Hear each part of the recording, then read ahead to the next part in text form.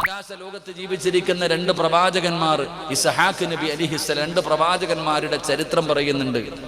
എൻ്റെ പ്രിയപ്പെട്ട സഹോദരങ്ങളെ, സഹോദരിമാരെ, എങ്ങനെയാണ് ഈ പ്രവാചകൻ സ്വർഗത്തിൽ പോയെന്നറിയോ?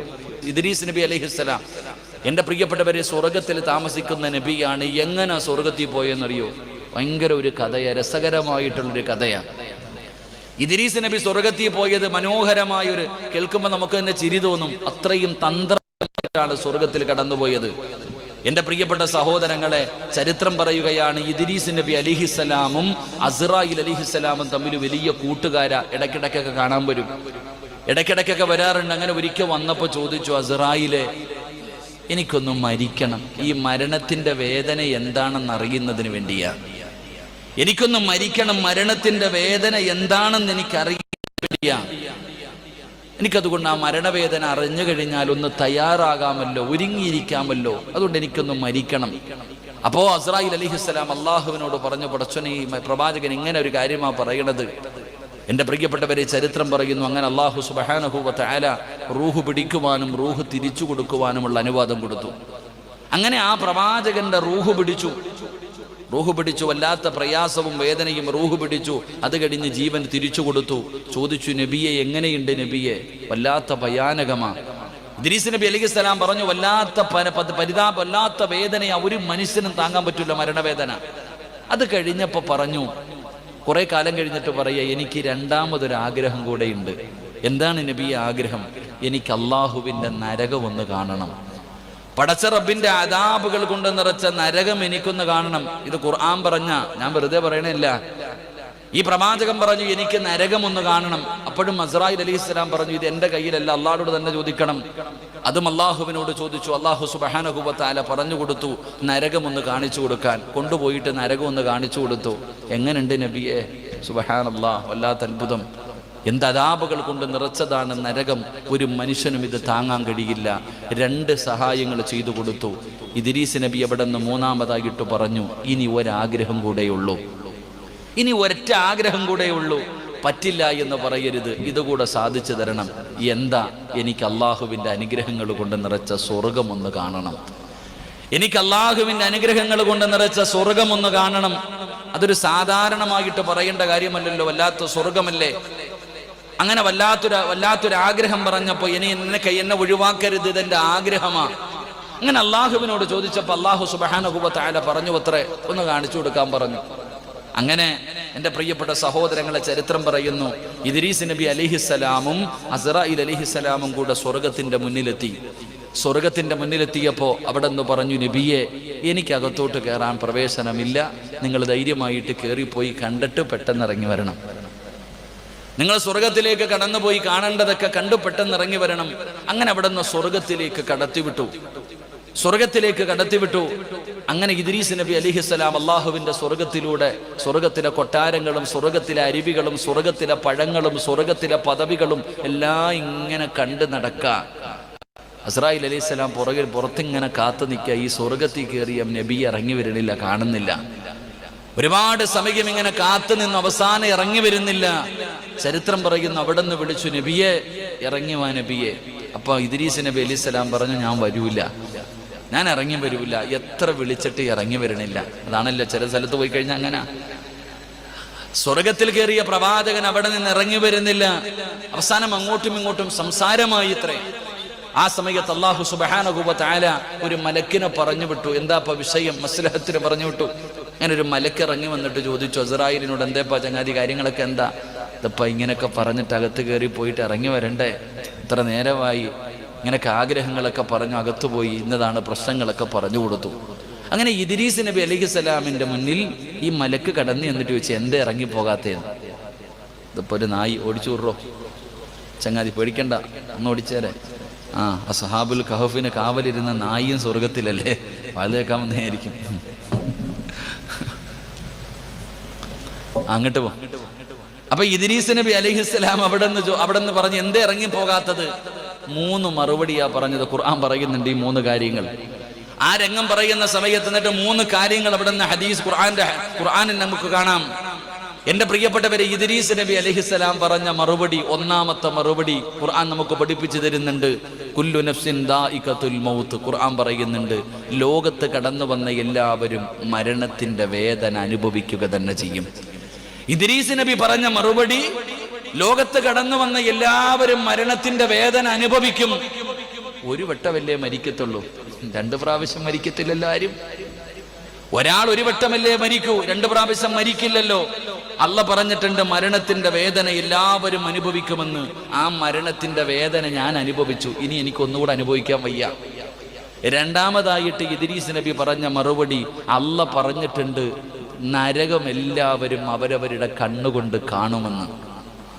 അള്ളാഹുവിന്റെ അദാബുകൾ കൊണ്ട് നിറച്ച നരകം എല്ലാവരും കാണുമെന്ന് അല്ല പറഞ്ഞിട്ടുണ്ട്. ഞാൻ എൻ്റെ കണ്ണുകൊണ്ട് നരകം കണ്ടു.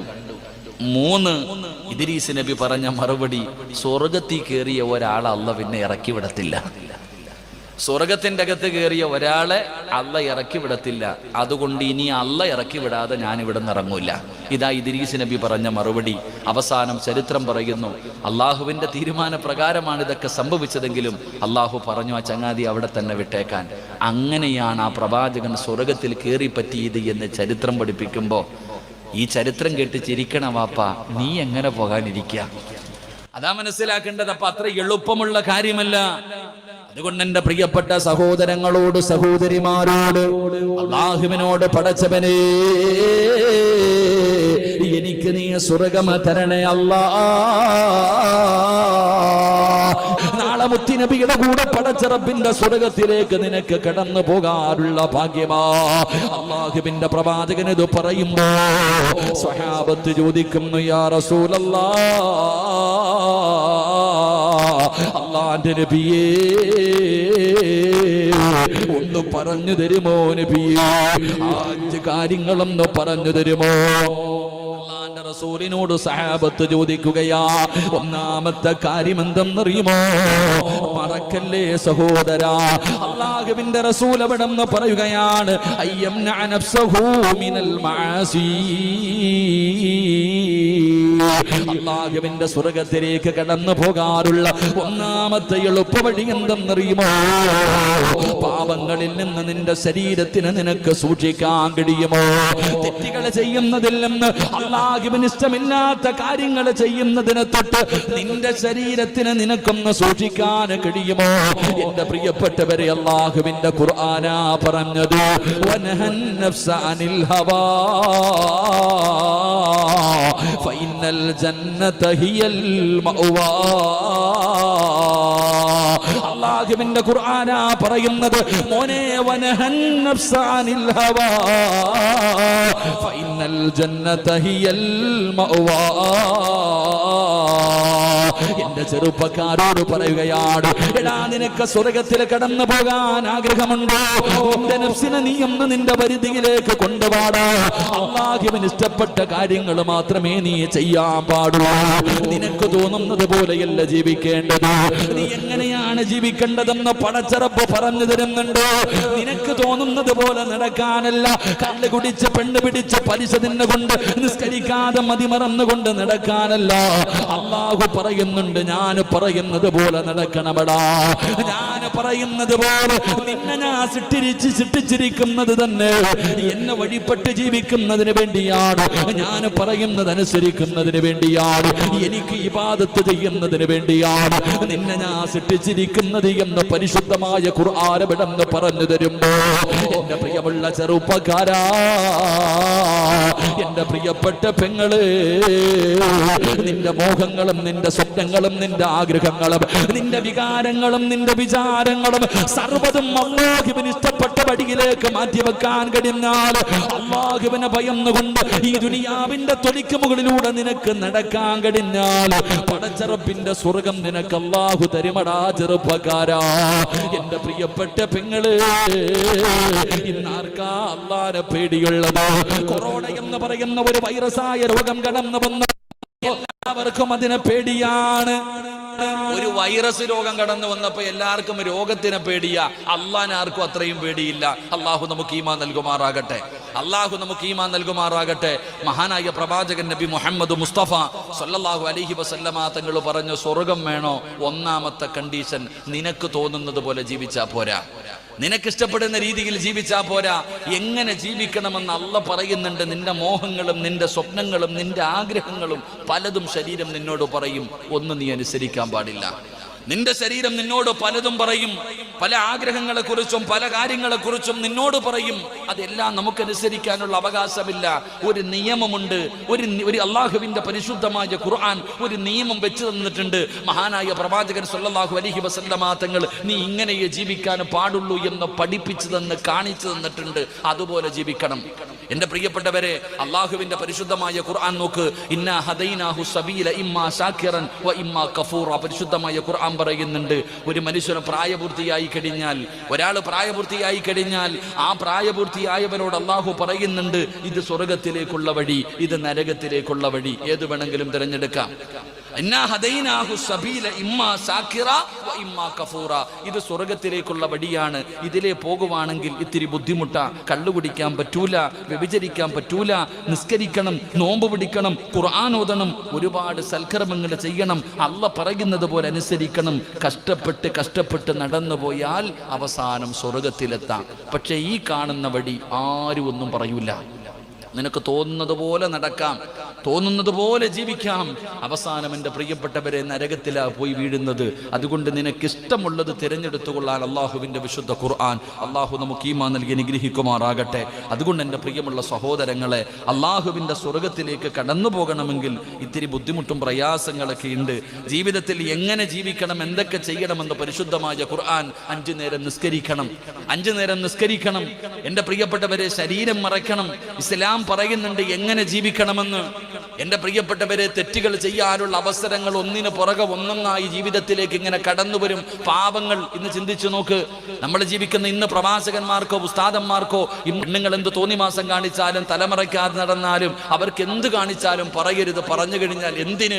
നമ്മൾ ജീവിക്കുന്ന ഇന്ത്യ മഹാരാജ്യത്ത് പ്രായപൂർത്തിയായ ഒരു പെണ്ണ് അല്ലെങ്കിൽ വിവാഹം കഴിച്ചു കഴിഞ്ഞ ഒരു പെണ്ണ് അറിഞ്ഞുകൊണ്ട് സ്വമേധയാ നല്ല മനസ്സോടുകൂടി ഒരുത്തനുമായിട്ട് കിടപ്പറ പങ്കിട്ടാലും കേസില്ലാത്ത കാലത്താണ് നമ്മൾ ജീവിക്കണത്. അള്ളാഹു കാത്തിരക്ഷിക്കുമാറാകട്ടെ.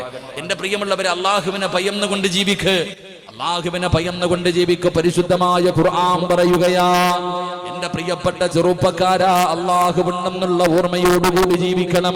അള്ളാഹുവിനെ മറന്നുകൊണ്ട് നടക്കരുത്, വികാരങ്ങളെ കാണിച്ചുകൊണ്ട് നടക്കരുത്. എന്റെ പ്രിയപ്പെട്ട ചെറുപ്പക്കാരാ, നമ്മൾ വികാരമുള്ളവരാണ്, മോഹങ്ങളുള്ളവരാണ്, ആഗ്രഹങ്ങളുള്ളവരാണ്. പക്ഷേ ഇതെല്ലാം പടച്ചവന് വേണ്ടി മാറ്റിവെക്കാൻ കഴിയണം ചെറുപ്പക്കാരാ. അള്ളാഹുവിന്റെ പരിശുദ്ധമായ ഖുർആനുണ്ടല്ലോ, മഹാനായ സയ്യിദുനാ ഉമർ ഇബ്നുൽ ഖത്താബ് റളിയല്ലാഹു തആല അൻഹു, നിന്നെ പോലെ നടന്നിരുന്ന യുവത്വത്തിന്റെ നടുവിലൂടെ നടന്നു പോയിരുന്ന ഒരു ചെറുപ്പക്കാരനുണ്ടല്ലോ. ആ ചെറുപ്പക്കാരന്റെ ഖബറിന്റെ ചാരത്തിരുന്നിട്ടാണ് ഉമർ ഇബ്നുൽ ഖത്താബ് റളിയല്ലാഹു തആല അൻഹു പറയുന്നത്. ഒരു ചെറുപ്പക്കാരന്റെ ഖബറിന്റെ ചാരത്തിരുന്നിട്ട് ഉമർ ഇബ്നുൽ ഖത്താബ് റളിയല്ലാഹു തആല അൻഹു പറയുകയാ, പൊന്നുമോനെ, വലിമൻ ഖാഫ മഖാമ റബ്ബിഹി ജന്നതാൻ. ഒരു ചെറുപ്പക്കാരന്റെ ഖബറിന്റെ ചാരത്തിരുന്നിട്ട് ഉമർ നിങ്ങൾക്ക് ആ ചെറുപ്പക്കാരനെ വല്ലാത്ത ഇഷ്ടമായിരുന്നു. ഉമർ നിങ്ങൾ ഒരു ചെറുപ്പക്കാരനെ ഇഷ്ടപ്പെടണമെങ്കിൽ അവൻ ആരായിരിക്കണമെടാ പൊന്നുമോനെ? ഉമർ നിങ്ങൾ ഇഷ്ടപ്പെട്ട ചെറുപ്പക്കാരൻ ആരെന്നറിയുമോ? എന്തുകൊണ്ടാണ് അവന്റെ ഖബറിന്റെ ചാരത്ത് പോയിരുന്നിട്ട്, എടാ നിനക്ക് 2 സ്വർഗമുണ്ടടാ, അല്ലാഹു നിനക്ക് 2 സ്വർഗമാണ് ഓഫർ ചെയ്തിരിക്കുന്നത് എന്ന് അതാ മയ്യത്ത് പള്ളിപ്പറമ്പിലെ ഖബറിന്റെ അകത്ത് ഇറക്കി വെച്ചിട്ട് അവന്റെ ഖബറിന്റെ ചാരത്തിരുന്ന് ഉമർ തങ്ങൾ പറയാറുള്ള കാരണം എന്തെന്നറിയുമോ? എന്റെ പ്രിയപ്പെട്ട യുവത്വമേ, ഉമർ ഇബ്നുൽ ഖത്താബ് റളിയല്ലാഹു തആല അൻഹു ആ ചെറുപ്പക്കാരനോട് വല്ലാത്ത സ്നേഹമായിരുന്നു. അതിന്റെ കാരണം എന്തെന്നറിയുമോ? 5 വഖത്ത് പള്ളിയുടെ മിനാരത്തിൽ നിന്ന് ബാങ്ക് വിളിക്കുമ്പോ ഒന്നാമത്തെ സഫിൽ കാണുമായിരുന്നു. ഒരു നേരമല്ല, ഒരു ദിവസമല്ല, എല്ലാ ദിവസവും 5 നേരം ബാങ്ക് വിളിക്കുമ്പോ പള്ളിയുടെ ഒന്നാമത്തെ സഫിൽ ഇരിക്കുന്ന ചെറുപ്പക്കാരരാ. അതുകൊണ്ട് ഉമർ നിങ്ങൾക്ക് വല്ലാത്ത ഇഷ്ടമായിരുന്നു. പടച്ചവരെ, ഒരു ദിവസം ഈ ചെറുപ്പക്കാരൻ ഇശാ നമസ്കാരം കഴിഞ്ഞിട്ട് തന്റെ വീട്ടിലേക്ക് നടന്നു പോവുകയാണ്. പടച്ചവനെ, പള്ളിയിൽ നിന്ന് തനിച്ചിങ്ങനെ രാത്രിയുണ്ടല്ലോ, വീട്ടിലേക്ക് ഇങ്ങനെ നടന്നു പോകുമ്പോ ആ നാട്ടിലെ ഒരു സുന്ദരിയായ പെണ്ണുണ്ടല്ലോ, ഈ ചെറുപ്പക്കാരനെ വല്ലാതെ പ്രണയിക്കുന്ന, മനസ്സിന്റെ ഉള്ളിൽ കൊണ്ടു നടക്കുന്ന ഒരു ചെറുപ്പക്കാരിയായ പെണ്ണുണ്ടല്ലോ. അതാ പള്ളിയിൽ നിന്ന് ഇശാ നമസ്കാരം കഴിഞ്ഞ് ഒറ്റയ്ക്ക് വീട്ടിലേക്ക് അതാ ഇടവഴികളിലൂടെ നടന്നു പോകുന്ന ചെറുപ്പക്കാരന്റെ ചാരത്തേക്ക് അതാ രാത്രിയിൽ ഓടി വരികയാണ്. ഓടി വന്നിട്ട് ആ ചെറുപ്പക്കാരൻ തന്റെ മാറിടത്തിലേക്ക് ചേർത്ത് പിടിച്ചിട്ട് ആ പെണ്ണ് പറയുന്നു, എടാ പൊന്നുമോനെ, എനിക്ക് നിന്നെ വല്ലാത്ത ഇഷ്ടമാ, എനിക്ക് നിന്നോട് വല്ലാത്ത മോഹമാ. തന്റെ മാറിടത്തിലേക്ക് ചേർത്ത് പിടിച്ചിട്ട് ആ സുന്ദരിയായ പെണ്ണ് യാചിക്കുകയാണ്, എന്റെ മോഹമൊന്ന് സാധിച്ചു തരുമോ, എന്റെ ആഗ്രഹമൊന്ന് സാധിച്ചു തരുമോ? ആരും കാണില്ലടാ. പടച്ചവനെ, നടന്നു പോകുന്ന വഴിയിൽ പാതിരാത്രി പിടിച്ചു നിർത്തിയിട്ട് ഒരു സുന്ദരിയായ പെണ്ണൊരു ചുംബനത്തിന് വേണ്ടി, ഒരു സുഖത്തിന് വേണ്ടി യാചിക്കുമ്പോ ആ ചെറുപ്പക്കാരന്റെ കൈകാലുകൾ വിറയ്ക്കുകയാണ്, കണ്ടടങ്ങൾ നിറഞ്ഞു ഒഴുകുകയാണ്. എന്തിനാ കരയുന്നതെന്നറിയുമോ? അല്ലാ, ഖസറ ദുനിയാ വല്ലാഖിറ, എന്റെ ദുനിയാവും ആഖിറവും പോയല്ലോ അല്ലാ, ഞാൻ വ്യഭിചാരിയായി പോയല്ലോ അല്ലാ, ഞാൻ നരകത്തിന്റെ അവകാശിയായല്ലോ അല്ലാ, മുത്തുനബി കിടക്കുന്ന സ്വർഗം ഞാൻ കളഞ്ഞല്ലോ അല്ലാ.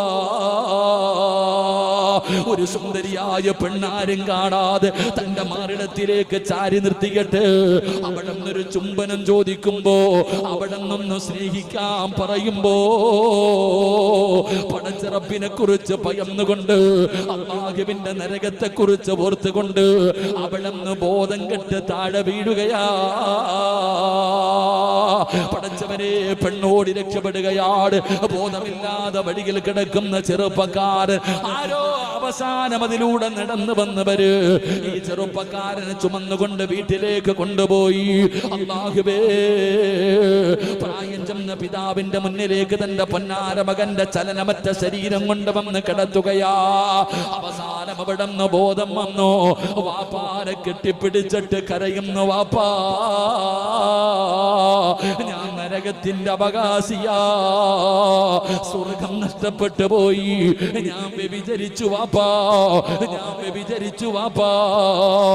പടച്ചവനെ അവിടെ നിന്ന് ചോദിക്കുന്നു, എന്തേ പൊന്നുമോനെ സംഭവിച്ചത്? വാപ്പാ, നമസ്കാരം കഴിഞ്ഞ് വീട്ടിലേക്ക് വരുന്ന വഴിയിൽ ഒരു പെണ്ണെന്നെ കേറി പിടിച്ചു വാപ്പാ. നടന്നത് മുഴുവനും പൊട്ടിക്കരന്നുകൊണ്ട് പറഞ്ഞു കൊടുക്കുമ്പോ പിതാവ് പറഞ്ഞു, നീ കരയല്ലേ, എന്തിനാ മോനെ നീ കരയുന്നത്? നീ പാപം ചെയ്തില്ലല്ലോ, ആ പെണ്ണ് നിന്നെ ഇങ്ങോട്ട് കയറി പിടിച്ചതല്ലേ, നീ അങ്ങോട്ട് കയറി പിടിച്ചതല്ലല്ലോ. എന്റെ മോൻ അല്ലാഹുവിനെ പേടിയുള്ളവനല്ലേ, അതുകൊണ്ടല്ലേ നിലവിളിച്ചുകൊണ്ട് താഴേക്ക് പിടഞ്ഞു വീണത്. അതുകൊണ്ട് എന്റെ മകന്റെ ഭാഗത്ത് തെറ്റില്ല, എന്റെ പൊന്നുമോന്റെ ഭാഗത്ത് തെറ്റില്ല. സമാധാനിപ്പിക്കുകയാ. പക്ഷേ നിലവിളിയാണ്, കത്ത് കിടന്ന് നിലവിളിയാണ്. പടച്ചവനെ, ഞാൻ പാപം ചെയ്തു പോയെന്ന് പറഞ്ഞുകൊണ്ട് തന്റെ വീടിന്റെ അകത്ത് കിടന്ന് കരയുമ്പോ വാപ്പ ഒരുപാട് സമാധാനിപ്പിച്ചു. പക്ഷേ അംഗീകരിക്കുന്നില്ല. അവസാനം പറഞ്ഞു, വാപ്പാ, സയ്യിദുനാ ഉമർ ഇബ്നുൽ ഖത്താബ്, ഉമർ തങ്ങളോട് പോയി മസല ചോദിക്ക്, ഉമർ തങ്ങളോട്